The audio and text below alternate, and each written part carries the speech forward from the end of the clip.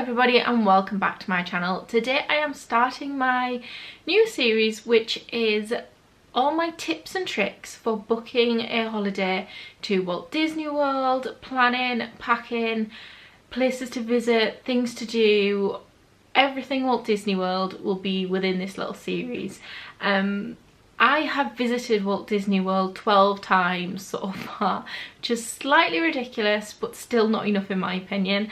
So I really know my way around the area. I've done the holiday so many different ways, and I really think that I can help with either new timers, people that have been a couple of times, and even people that have been really about the same amount of times as me, because I'm still learning new things as well. So I just wanted to share with you all my tips, tricks and everything I've learned over the years. First installment is going to be starting right at the beginning and how to book a Walt Disney World holiday. I've had so many of my friends ask me for tips and tricks on how to go about it, and I always come back to the same solution of it depends what you want out of your holiday. There are so many different ways to do it, and again, it depends the way you want to holiday. It depends the way that you want to experience Walt Disney World. So I thought I'd go over all the different ways that you can do it, the ways that I prefer to do it, and hopefully give you some tips and advice on how to get started in booking your holiday, because it can be quite expensive, so you want to make sure that you're doing it the right way for you. So right at the beginning, you need to decide what time of year you want to go. This can be decided by your work life and when you're allowed to take your holidays, whether you've got kids, whether they need to be taken like within school term times, etc. But in general, I'm just going to talk about the different times of the year when you can visit Walt Disney World and the pros and cons behind it. So you've got from say January to March, it tends to be quite quiet, but the weather's not that brilliant and there's not really much going on, but the parks are quite quiet, so queues will be lower. April tends to be high season, both in prices and in people visiting, and the weather has started to improve and it's a lot nicer. It is high season simply because it is April. The Americans have holidays then. We obviously have our 2-week holidays for the schools as well, so the parks tend to be very busy, and it is also a lot more expensive to book within those times.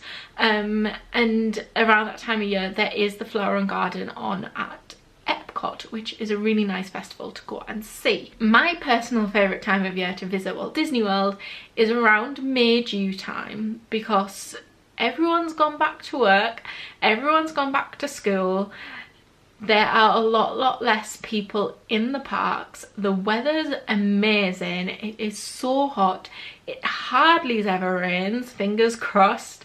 Yeah, it very rarely rains, and genuinely I really like that time of year to go. There is the Flower and Garden on in Epcot still, which is a really nice festival to go and see, but genuinely it is a really nice time of year to visit Walt Disney World. Then you move into July through to around the end of September, I'd say, which I class as rainy season in Walt Disney World.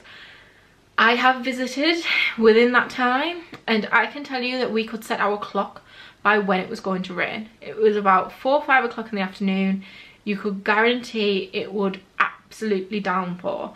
They are the times of year when it is their wet season, their rainy season, their like tropical storm season.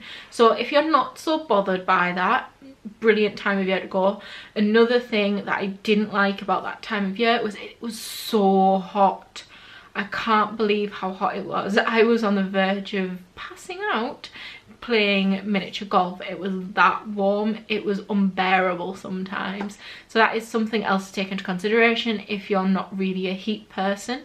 The rainy season tends to start dying down through September, but it is still there, so you will encounter quite a lot of storms and things, but they will start to taper off towards the end of September. Then we kind of venture into the crazy season for Walt Disney World. You will notice that a lot of YouTube Disney vloggers tend to visit around this time of year, October, November, December. This is because there are so many different events on at Walt Disney World, special parties and everything for the holiday season. So there is October, obviously there is Halloween. I think this also starts in September. I'm not too sure how early it starts because I've never been that time of year. So there is the Halloween parties, and there is also the Mickey's Very Merry Christmas party as well. There's also things going on at the Universal parks for these as well. If you want to hit both festivals, essentially you want to do Halloween and Christmas while you're there, you need to go straddling Halloween week, because Christmas tends to start straight away after Halloween finishes. So you will need to go last week in October, first week in November to get both seasons. But because of these parties, this time of year is so busy. It is ridiculously busy. This time of year you need to take full advantage of your fast passes. It is just so busy. And why is it 7 minutes and I've just talked about what time of year to go? So yeah, the weather's really nice that time of year. Obviously towards the end of November, December, it is starting to get cooler again, but it is still ridiculously busy with it being the festive season. And yeah, so you've got all those different choices. My personal favourite is May time, May, June time. It's so much quieter and the weather's much nicer. So we've decided what time of year we're going. Then we need to decide where we're staying, how we're getting there, and genuinely what type of vacation we really want. So you've got about 3 options, I would say. So you've got the first option, staying on property, staying on resort with Walt Disney World in one of their fantastic hotels. You've got option number 2, staying in an off-site hotel, which is still absolutely fantastic in the area. There are so many to choose from. And option number 3 is to stay in a private villa. I have done 2 out of 3 of these options. The third one I am praying I can get to do sometime soon, but we can all but wish. So I have previously stayed in a off-site hotel, and I've also stayed in a villa. So we will start with staying in an off-site hotel. They are fantastic. They are not, from what I can see, because obviously I've never stayed on property, they are not that much different to staying in a Walt Disney World hotel, apart from the fact that it's not a Disney hotel. They still have the shuttles on to all of the parks. They still have great amenities. They tend to have restaurants in them. They tend to be either within International Drive or Kissimmee, so there are restaurants like within walking distance, and you don't really need to invest in a car when staying at them, but it is an option because obviously there are a lot less frequent shuttles to the parks, but the majority of all the hotels in the area do offer that service. These hotels tend to be cheaper, obviously, than the Walt Disney World hotels, but you have got that more inconvenience, especially if you don't have a car, of trying to get to and from the parks. If you do want to go for a car, obviously it is no different at all, apart from the fact that you do have to pay for parking at all of the Walt Disney World theme parks. The water parks are free, but all the theme parks, including Universal, charge for parking, which is around $20 a day, which can add up a bit, so that is something else to take into consideration. Then you've got the villa. Obviously you've still got the issue with the parking costs. You do not have the option of a shuttle, so you will have to get a car, because there is public transport and things, and you could Uber around, but it's just really inconvenient. So you would need to do a fly drive, so you would definitely need a car. Villas are really good, in my opinion, for really big families, so families that are taking like grandparents, kids, aunties, uncles. If there's a lot of you going, I really recommend a villa. Firstly, it's so nice to have everyone in the same place, not dotted around in different rooms in a hotel. It's so much more of a family environment. Secondly, it can be a lot cheaper because villas can be rented out as a price per week instead of per person. So if, say, it's £600 per week between 3 different families, that's only £200 a week for your accommodation, which is a lot cheaper than it could potentially cost you staying in a hotel. Then you've got the Walt Disney World hotels. These are amazing, they are so beautiful, and I would kill to stay in one of them. One thing to kind of try and take advantage of when you are staying at Walt Disney World Hotel is, I've noticed over the last few years from kind of monitoring it and dreaming, is that between the months of around April to October, on their website they tend to offer a free dining plan with any holidays that are booked for the following year. So I've noticed that that is currently an offer that is on their website right now. This is something that can sway you to staying on site or off site, because if you stay off site, obviously you've got the full cost of all of your meals while you are there, which can add up, especially if you are wanting to dine in the Walt Disney World Hotel, like restaurants and the parks. They can get quite pricey. If you're not so fussed and you're quite happy just finding your own way, I would say like just stay in an off-site hotel. But if you're really wanting to stay, if you're really wanting to have that restaurant experience, completely Disneyfy your visit, staying on resort will give you that free dining plan. And that dining plan, although it's costing a little bit more to stay in the hotel, the dining plan outweighs it and it turns into being a lot cheaper to stay on property. I hope that made some kind of sense. Personally, I don't think I would ever book a Walt Disney World hotel if I didn't have the free dining plan as well, because I just think it's a little bit too pricey. But they are fantastic hotels, and obviously you get all of the magical expresses to all of the parks. Some of the resorts have the little boats that'll take you to the parks, some of them are connected to monorails. They are really convenient and you tend to be in walking distance within things, and it's, I want to stay in a Disney World resort hotel one day, really. Is basically what I'm trying to say.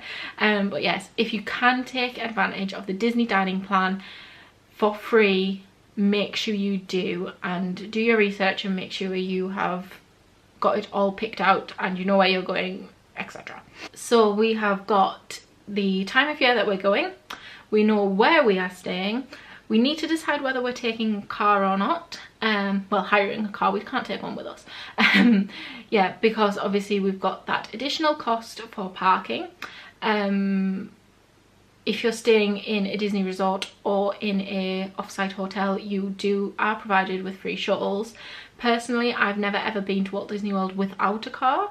I think I would really struggle without one because we like to explore the area as well. There's so much more to do in the Orlando area other than just the attraction and theme parks, which is a video that I will film very soon, like alternative things to do in Walt Disney World. But yes, if you can, and if you feel confident enough, I would always recommend having a car. It just gives you that little extra element of freedom while you're there. So now we need to book it.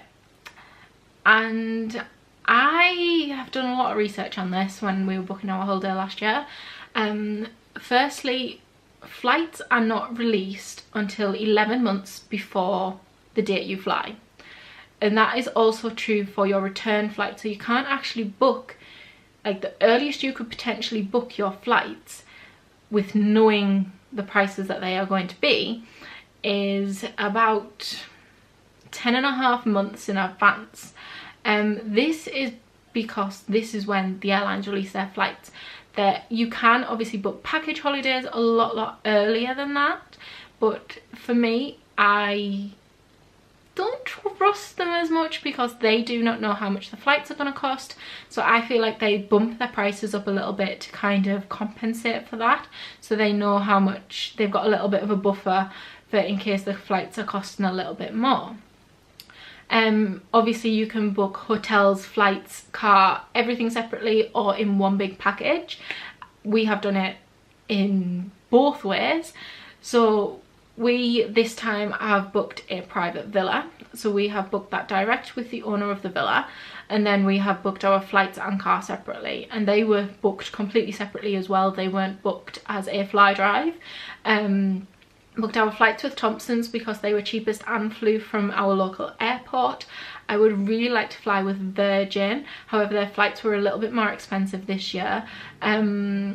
What I have heard, and this was from Charlotte Little Miss Chickass on YouTube, is that her flights that she has got going in October this year, she actually booked a fly drive for herself and Brogan because the fly drive with the car was actually cheaper than just purchasing 2 separate return flights. So there are loads of different options and ways to book it. Do not panic book is one thing I would say. Do not get to that 10.5 month point and go, I need to book my flights today. You don't. There are so many flights from so many airports going to Walt Disney World that you do not need to make that quick rash decision. Make sure you monitor the markets, you know roughly how much flights are costing, and you watch whether they're going up and down. There are so many websites out there that really help you do this. The other thing to take into consideration when booking your holiday is which airport to go to. A lot of people only ever talk about Orlando International, and don't get me wrong, it's an absolutely fantastic hotel. There's so many airport. There's so many shops. It's closer than the other airports to the main centre of Walt Disney World and the surrounding areas. It's around 20 minutes away. It's a fantastic airport. It is massive, and it also takes a very, very, very long time to get through it because it is so large. I have heard customs, immigration take people around 2 hours to get through, and I have experienced this as well at Orlando International. If 2 or 3 flights land at the same time, that's it. You are going to be in the airport for 2 to 3 hours, and it's not sometimes the way that you want to start the holiday. There are some airlines that will only fly into international, so you won't really have a choice, but there is another option, which is Sanford. I think it's Sanford International, which is, instead of being about 20 minutes away, it is more like 40 minutes away. It is a much smaller airport, but still a normal sized airport in our standards. Immigration is so much faster to go through because there are less flights landing into the airport, and it's generally a nicer airport to get out of because you can get through it so much quicker, but there is a lot less to do in there, so that is something to take into consideration. And it is a little bit further away, so when you're going home you have to set off that little bit earlier to make sure you're at the airport in time. So you have got 2 airport options when you fly into Orlando. You do not have to just go to international. I don't really know what else I need to cover. The other thing I would say is don't panic buy things. Don't panic buy your tickets for all the attractions and the parks and everything like that, because I see it as, once you've got your flights booked, your accommodation booked, your car if you're getting one, you're ready, you're there. No matter what happens, you are able to get to Orlando, and then from that point, even if you didn't book a single thing before you left the UK, you can still have an amazing holiday because you can walk up to the gates, buy tickets, and essentially the parks will never ever ever sell out of tickets. So you do not need to buy them the second that you book your trip. Disney World website tends to have an offer on tickets every now and again where they offer a 14-day ticket at the price of a 7-day ticket. So this is something to keep an eye out on. I've noticed over the last few years this has started around the January time of the year that you travel in. So for example, myself, we are traveling in 2017 and we purchased our Walt Disney World tickets. Even though we booked the holiday 6 months prior, we purchased all of our tickets in the beginning of 2017 because there were so many more offers on. I would say don't put your hopes on this, and kind of budget for a 7-day ticket when you really need a 14, just in case that offer doesn't come up. But it is something to bear in mind. You can leave it till the I'd say the month or so before you go, because you need to book fast passes and things like that before you book your tickets, because you can just monitor the prices, and as soon as you see them drop, just book them, but make sure you monitor them so you know whether you are getting a good deal or not. Because I noticed that a few of the ticket websites, which was a little bit naughty, put their prices up just before Black Friday, then dropped them, but didn't drop them as far as they were pre-Black Friday. And I was a bit like, that's a bit naughty. Then in January they dropped back down to where they were originally, so it was a little bit naughty. So it's something that you need to keep into consideration and obviously monitor. Sorry, one last quick little thing I forgot to mention was that if you are staying off-site, there are actually 2 areas in which you can stay. A lot of people talk about International Drive. International Drive is a fantastic place to stay. I've never actually stayed there myself, but I visited it quite a lot because there's loads of shops, shopping centres, things to do, Wonderworks, the Orlando Eyes, up that area somewhere, and it's just a really nice place to be. But there is also Kissimmee, which runs along the road, which is the 192 within Orlando, and this is just as close and convenient as International Drive. So don't restrict yourself when looking for hotels and villas to solely International Drive. Make sure you have a look in the Kissimmee area as well, because it's a really good area as well. So many amenities, so many things to do, and also take into consideration how far you are going to be away from all the parks and everything, because that is travel time every day that you're going to have to take into consideration. Because I know camera just got out. So I know the very first time that we went, when I was about 4 years old, my mum and dad weren't like privy to the area, didn't really know where things were, and we were a long way out from the parks, which is something that is really common with the villas. When you book villas, you need to make sure where they are, because sometimes they can be quite a trek to get to the parks from them. So make sure you do your googling and find out where things are. This was in 1994, so Google didn't really exist then. So yeah, so make sure you know where you are, know your vicinity, know the places that you want to visit, make sure you are happy with the travel time that you are going to have to take every single day. So I feel like I've talked a lot. I hope I've given a lot of information over and helped with how to start deciding on what type of Walt Disney World holiday you want.